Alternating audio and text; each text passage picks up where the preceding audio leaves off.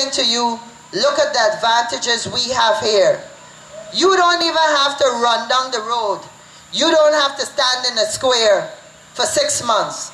All you got to do is make sure that you exercise your right, that you act responsibly, and understand and remember all the foreparents before that fought for the right for each of us to go and vote.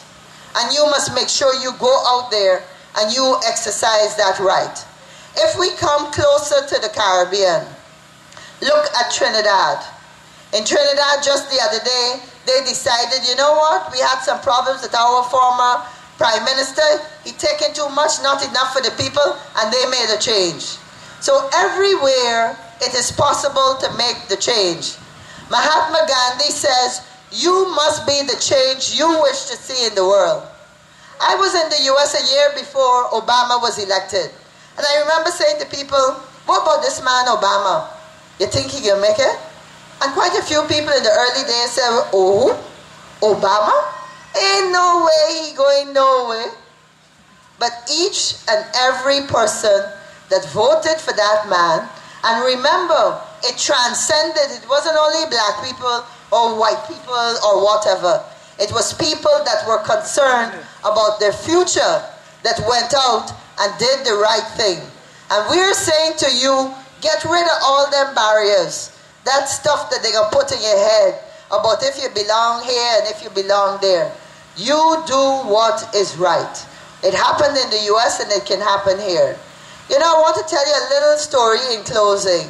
I remember speaking to a friend in Barbados just before the former Barbadian Prime Minister, Owen Arthur, was thrown out.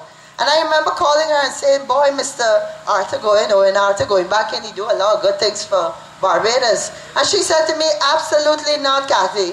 Barbadians don't operate like that. I said, I didn't understand what you're saying. Explain to me. She said, let me tell you what we do. We give our politicians 1 or 2 terms. Everybody must go in there, do good for the country, and then come out.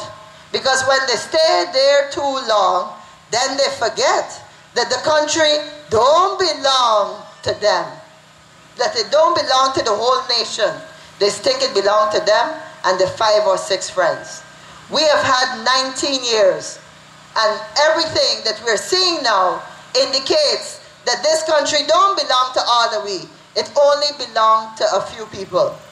So I'm saying to you, make sure on election day that you go out and you make the right choice.